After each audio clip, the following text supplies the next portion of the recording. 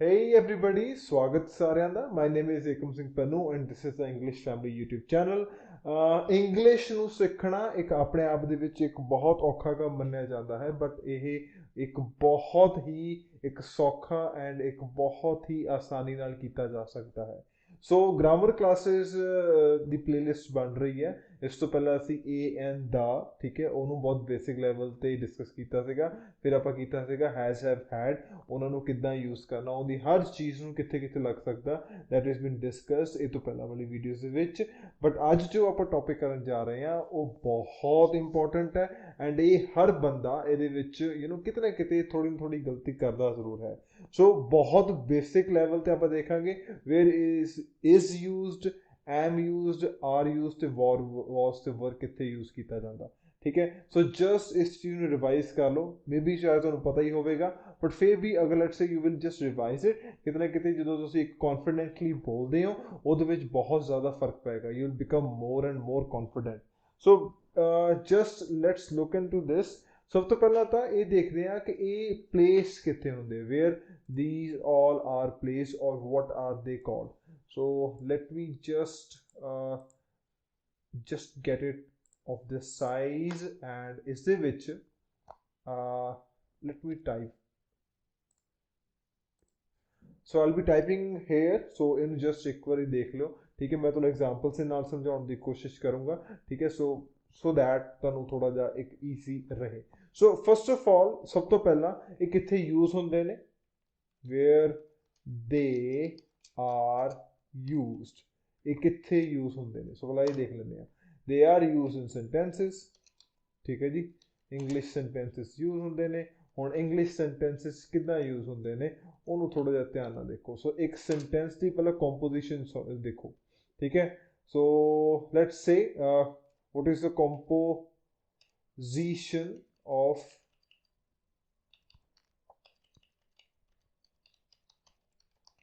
a sentence। Composition ਇੱਕ sentence ਦੀ ਕੀ ਹੁੰਦੀ ਹੈ, ਸਭ ਤੋਂ ਪਹਿਲਾਂ ਇਹ ਸਮਝਣਾ ਜ਼ਰੂਰੀ ਹੈ before you understand is, am, are, was, were. So composition ਕੀ ਹੈ, ਹਰ ਇੱਕ ਸਬਜੈਕਟ ਜਿਹੜਾ ਸੈਂਟੈਂਸ ਹੈ ਇੰਗਲਿਸ਼ ਦਾ ਉਹ ਇਸ ਢੰਗ ਨਾਲ ਬਣਦਾ, subject plus verb plus object. ਠੀਕ ਹੈ ਜੀ, so subject plus verb plus object. ਹੁਣ is, am, are, was, were ਕਿੱਥੇ ਲੱਗਦੇ ਆ ਬੇਟਾ, ਦੇ just come over here, verb ਦੀ ਜਗ੍ਹਾ ਤੇ। ਠੀਕ ਹੈ, ਹੁਣ ਕੀ ਇਹਨਾਂ ਨੂੰ ਵਰਬ ਕਹਿੰਦੇ ਨੇ, ਇਸ ਚੀਜ਼ ਨੂੰ ਵੀ ਅੱਗੇ ਆਪਾਂ ਡਿਸਕਸ ਕਰਾਂਗੇ। ਠੀਕ ਹੈ, ਸੋ ਬੇਸਿਕਲੀ ਕਹਿਣ ਦਾ ਮਤਲਬ ਕੀ ਹੈ, ਦੇ all are called your helping verbs. ਠੀਕ ਹੈ ਜੀ, ਹੈਲਪਿੰਗ ਵਰਬਸ ਕਿੱਦਾਂ ਹੁੰਦੇ ਆ ਜੀ, ਇਹ ਹੁੰਦੇ ਤੁਹਾਡੇ ਜਿਹੜੇ ਬੀ ਤੋਂ ਓਰੀਜਿਨੇਟ ਹੁੰਦੇ ਨੇ। ਜਸਟ ਇਹਨੂੰ ਇਦਾਂ ਹੀ ਦੇਖ ਲਓ, ਬਹੁਤਾ ਇਹਨੂੰ ਜ਼ਿਆਦਾ ਸਮਝਣ ਦੀ ਲੋੜ ਨਹੀਂ ਹੈਗੀ। ਸੋ ਦੇ ਆਰ ਕਿਹੜੇ ਕਿਹੜੇ ਨੇ, they are your is, am, are, was, were। ਠੀਕ ਹੈ ਜੀ, ਇਹ ਇੱਥੋਂ ਓਰੀਜਿਨੇਟ ਹੁੰਦੇ ਨੇ। They are called helping verb, ਜਿਹੜੇ ਵਰਡਸ ਜਿਹੜੇ ਜਿਹੜੇ ਇੱਕ ਸਹਾਇਕ ਸ਼ਬਦ ਜਿਹੜੇ ਵਰਬ ਦੀ ਹੈਲਪ ਕਰਦੇ ਨੇ। ਸੋ ਇਹ ਕਿੱਥੇ ਯੂਜ਼ ਹੁੰਦੇ ਆ, ਸਭ ਤੋਂ ਪਹਿਲਾਂ ਆਪਾਂ ਦੇਖਦੇ ਹਾਂ, let's talk about is. Is ਕਿੱਥੇ ਯੂਜ਼ ਹੁੰਦਾ ਹੈ, ਅੱਛਾ ਇਜ਼ ਯੂਜ਼ ਹੁੰਦਾ, ਜਸਟ ਇੱਕ ਥੋੜਾ ਜਿਹਾ ਇਸ ਚੀਜ਼ ਨੂੰ ਸਮਝਦੇ ਆ। ਇਜ਼ ਯੂਜ਼ ਹੁੰਦਾ ਜਦੋਂ ਤੁਹਾਡਾ subject is singular, when your subject is singular, ਇੱਕ ਚੀਜ਼ ਹੈ ਜਾਂ ਇੱਕ ਬੰਦਾ ਉੱਥੇ ਯੂਜ਼ ਹੁੰਦਾ। ਫॉर एग्जांपल ਇਹਦੀ ਹੈਗੀ ਆ he is, so he ਇੱਕ ਬੰਦਾ ਆ, he is my friend, so he is my friend। I can even use, ਹੁਣ ਹੋਰ ਦੇਖੋ, ਅਗਰ ਮੈਂ ਹੋਰ ਐਗਜ਼ਾਮਪਲ ਦੇਣੀ ਹੋਵੇ, I can also give an example, Rohit is my friend, so Rohit is my friend। ठीक है, so फिर is लगा।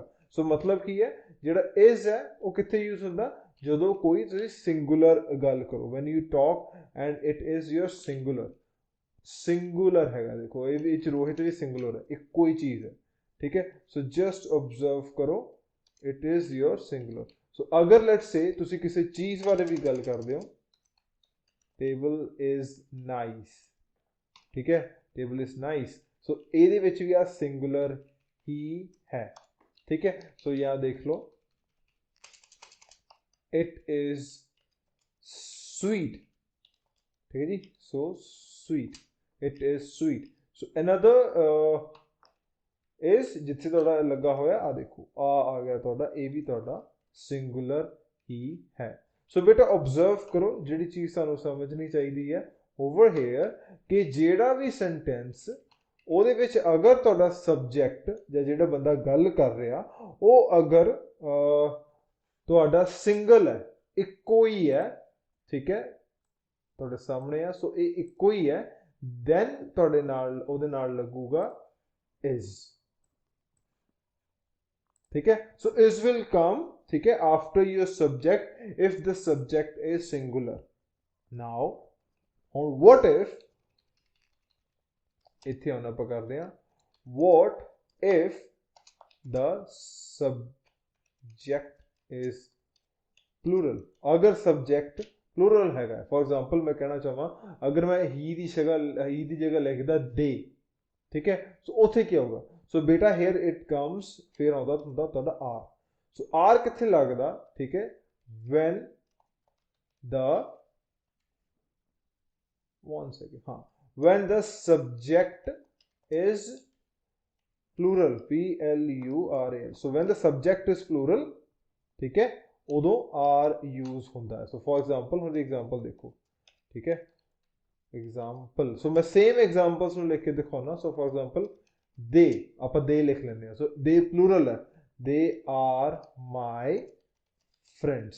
सो दे लगा होने के कारण, ठीक है जी, सो दे लगा होने के कारण की होया ओह आर लगा उत्थे, they are my friends.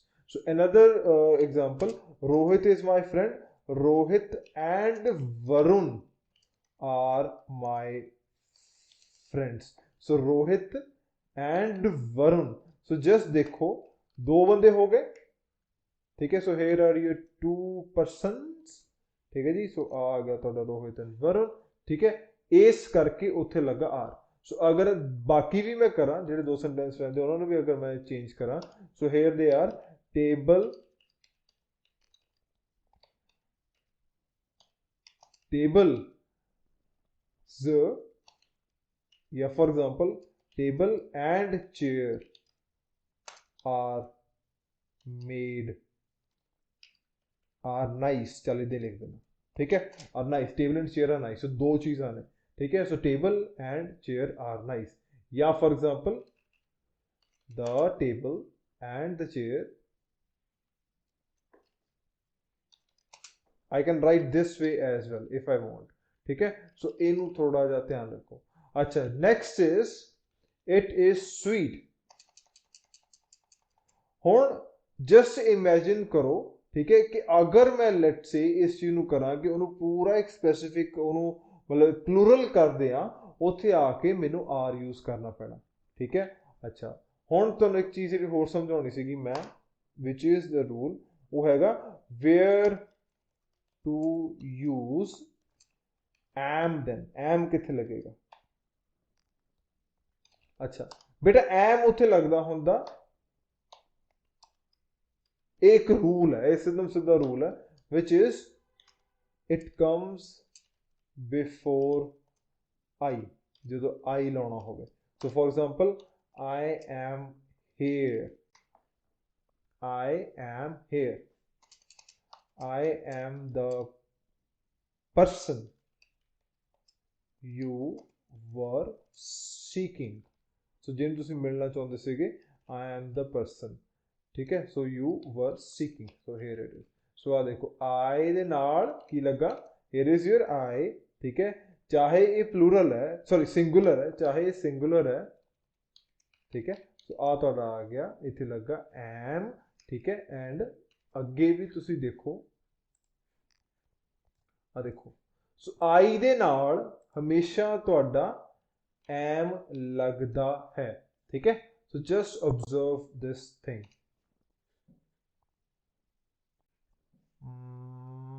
Okay good, ठीक है। सो जस्ट इस चीज़ को ऑब्जर्व करो, ध्यान नाल समझो कि आपां की कीता। सब तो पहला मैं फिर थोड़ा दस देना, जिहड़ा आर है वो कित्थे लगदा अगर तुहाडा सब्जैक्ट जिहड़ा सिंगुलर ना होवे बल्कि प्लूरल होवे, ठीक है, एक तो ज़्यादा होवे। ਤੁਹਾਡਾ ਇਸ ਕਿੱਥੇ ਲੱਗਦਾ, ਇਸ ਲੱਗਦਾ ਜਿੱਥੇ ਇਹ ਸਿੰਗੂਲਰ ਹੋਵੇ, ਠੀਕ ਹੈ, ਜਿੱਥੇ ਤੁਹਾਡਾ ਸਬਜੈਕਟ ਸਿੰਗੂਲਰ ਹੋਵੇ। ਐਂਡ ਤੁਹਾਡਾ ਐਮ ਕਿੱਥੇ ਲੱਗਦਾ ਅਗਰ ਤੁਹਾਡਾ ਸਬਜੈਕਟ ਆਈ ਹੋਵੇ, ਠੀਕ ਹੈ। ਓਕੇ, ਨਾਓ ਹੁਣ ਬੇਟਾ ਜਸਟ ਆਬਜ਼ਰਵ ਕਰੋ one more thing, where does was were come, where does was were come, was से were कितने लगते हैं, they come, ਉਹਨਾਂ ਦਾ ਰੂਲ ਸੇਮ ਹੈ, they are just the same, ਬਸ ਕੀ ਹੈ ਕਿ ਉਹ ਯੂਜ਼ ਹੁੰਦੇ ਆ ਇਸ ਤੇ ਆਰ ਦੀ ਜਗ੍ਹਾ ਤੇ, ਬਟ ਕਿੱਥੇ, ਜਦੋਂ ਉਹ ਪਾਸਟ ਦੀ ਗੱਲ ਕਰਦੇ ਆ, ਠੀਕ ਹੈ। Is and are for the present sentences, अगर तुसी अज दी गल करनी होवे, was से वर किथे है, was and were are for the past sentences, अगर तुसी पुरानी गल कर रहे हो, ठीक है। ओके, सो ਇਹਦੇ ਵਿੱਚ ਇੱਕ ਮੈਂ ਤੁਹਾਨੂੰ ਇਦਾਂ ਕਰਦਾ, I'll just elaborate this thing। ਸੋ ਆ ਦੇਖੋ, मैं एक एग्जांपल देना था, सो आही सेंटेंसेस मैं चकदा, आही मैं सेंटेंसेस चकदा ਜਿਹੜੇ ਉੱਤੇ ਬਣਾਏ ਸੀਗੇ। सो आ देखो, जस्ट आप सेंटेंसेस की बनाए सीगे, आप बनाए से he is my friend, Rohit is my friend, table is nice, it is sweet. Let's say A present tense है, ठीक है, ये प्रेजेंट सिनेरियो बारे दसदे आ। ਜਦੋਂ ਇਹਨਾਂ ਸੈਂਟੈਂਸਸ ਨੂੰ ਮੈਂ ਕਨਵਰਟ ਕਰਨਾ ਹੋਊਗਾ ਪਾਸਟ ਵਿੱਚ, ਜਾਂ ਮੈਂ ਪੁਰਾਣੀ ਗੱਲ ਕਰਨੀ ਹੋਊਗੀ, ਮੈਂ ਪਾਸਟ ਦੀ ਗੱਲ ਕਰਨੀ ਹੋਊਗੀ, what will I do, ਫਿਰ ਮੈਂ ਲਿਖੂੰਗਾ he was my friend, he was my friend, Rohit was my friend,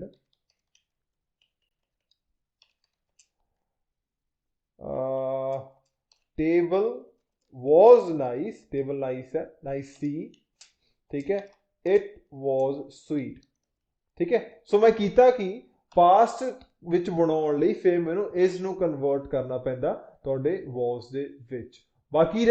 बाकी रूल सेम है, अगर यह सिंगुलर है देन वो was लगेगा।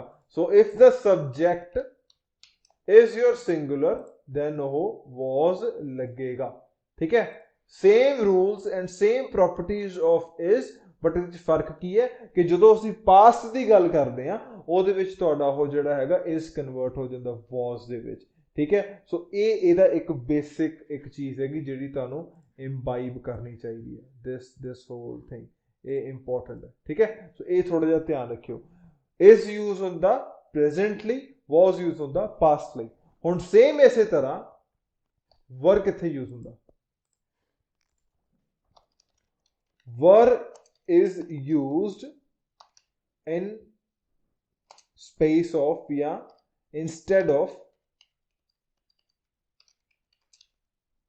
are if the sentences are to be made in past tense, अगर past tense ਵਿੱਚ ਬਣਨਾ ਹੋ। सो फॉर एग्जांपल ਇਹਦੀਆਂ ਵੀ ਮੈਂ ਤੁਹਾਨੂੰ एग्जांपल ਉਹੀ ਚੱਕ ਲੈਣੇ ਆਪਾਂ ਜੋ ਉੱਤੇ ਕੀਤਾ ਸੀਗਾ, आ रहा, ठीक है। सो इथों let's just take the examples, ठीक है। सो ये हैगी एग्जांपल्स तुहाडियां आर दियां, they are examples of are, that means they refer to present tense, ये प्रेजेंट टेंस बारे गल करदे हैं। सो अगर मैं पास्ट की गल करनी होवे फिर मैं लाऊंगा were, they refer to past tense. So past tense किदा, they were my friends, Rohit and Varun were my friends, पहला सीगे हुण नहीं हैगे, ठीक है। सो ये एक थोड़ा जा ध्यान रखना है, ठीक है। सो ये एक चीज़ हैगी आ where is am are was were use किए जाते हैं एक बहुत सिंपल सेंटेंसेस दे विच। अच्छा होर कित्थे यूज होंदे आ, होर यूज होंदे आ इदां, अगर लेट्स से असीं सेंटेंस बनाने होण कॉन्टीन्यूअस सेंटेंसेस,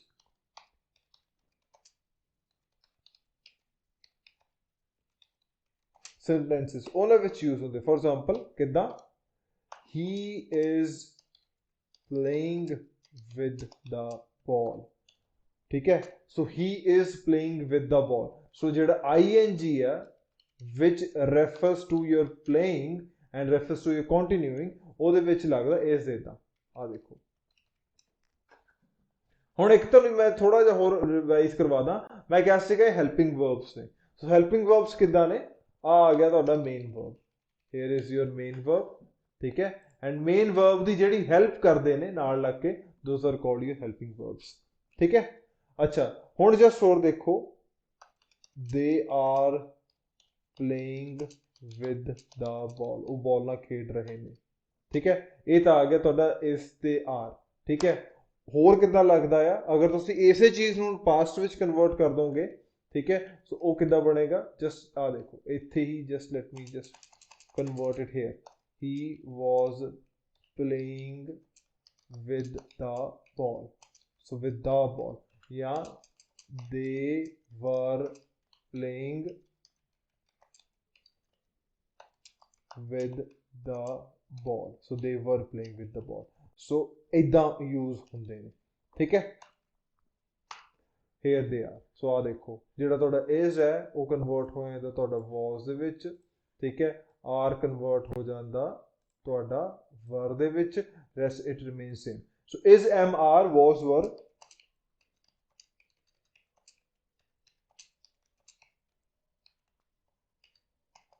ਵਰ ਇਦਾਂ ਵੀ ਯੂਜ਼ ਹੁੰਦੇ ਆ if they just talk about ਵਾਟ, ਤੁਹਾਡੇ ਕੰਟੀਨਿਊਸ ਸੈਂਟੈਂਸਸ, ਫਿਰ ਇਦਾਂ ਯੂਜ਼ ਹੁੰਦੇ ਨੇ, ਠੀਕ ਹੈ। ਹੁਣ ਜਸਟ ਇੱਕ ਥੋੜਾ ਜਿਹਾ ਧਿਆਨ ਰੱਖੋ, ਇੱਕ ਚੀਜ਼ ਹੋਰ ਕਰਵਾਉਣੀ ਸੀਗੀ ਮੈਂ ਤੁਹਾਨੂੰ, ਇਹ ਵੀ ਮੈਂ ਕਰਵਾ ਦਿਆਂ,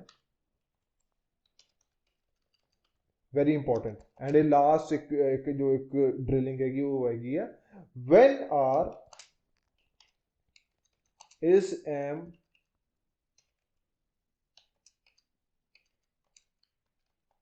are